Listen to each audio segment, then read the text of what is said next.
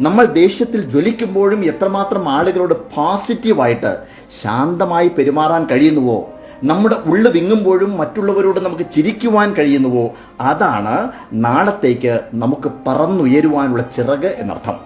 അത് കുടുംബത്തിലായാലും സ്ഥാപനത്തിലായാലും അങ്ങനെയാണ്.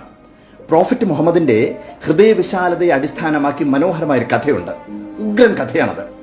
പ്രവാചകൻ ഒരിക്കൽ ആൾക്കൂട്ടത്തിനിടയിൽ നിൽക്കുന്ന സമയത്ത് ഒരു പാവപ്പെട്ടവൻ ഒരു കുല മുന്തിരിയുമായിട്ട് വന്നു.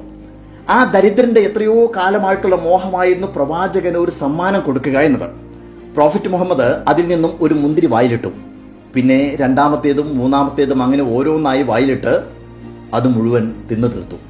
അയാൾ അത്യധികം സന്തോഷവാനായിരുന്നു.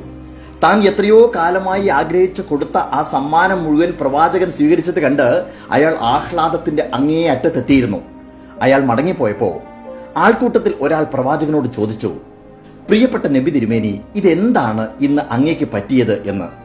തന്റെ കയ്യിൽ കിട്ടുന്നതെന്തും എല്ലാവരും കഴിച്ചതിന് ശേഷം ബാക്കിയുണ്ടെങ്കിൽ മാത്രം കഴിക്കുന്ന അങ്ങ് ഇന്ന് എന്തുകൊണ്ടാണ് ഇങ്ങനെ ചെയ്തത് എന്നായിരുന്നു അദ്ദേഹത്തിന്റെ ചോദ്യം. പ്രവാചകൻ ശാന്തമായി ഇങ്ങനെ മറുപടി പറഞ്ഞത്രേ, ആ പാവം അത്രമാത്രം ആഗ്രഹിച്ചാണ് ആ മുന്തിരിക്കുല എനിക്ക് തന്നത്.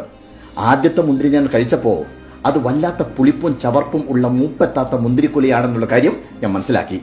അത് നിങ്ങൾക്ക് തന്നാൽ അയാളുടെ മുമ്പിൽ വെച്ച് നിങ്ങൾ ആരെങ്കിലും അത് തുപ്പിക്കളയുകയോ അല്ലെങ്കിൽ അത് നല്ലതല്ല എന്ന് പറയുകയോ ചെയ്തു കഴിഞ്ഞാൽ നിങ്ങളുടെ മുഖത്തെ ഭാവം ഒന്ന് മാറുന്നത് പോലും അയാൾ കണ്ടാൽ ആ പാവത്തിന്റെ ഹൃദയം വേദനിക്കും.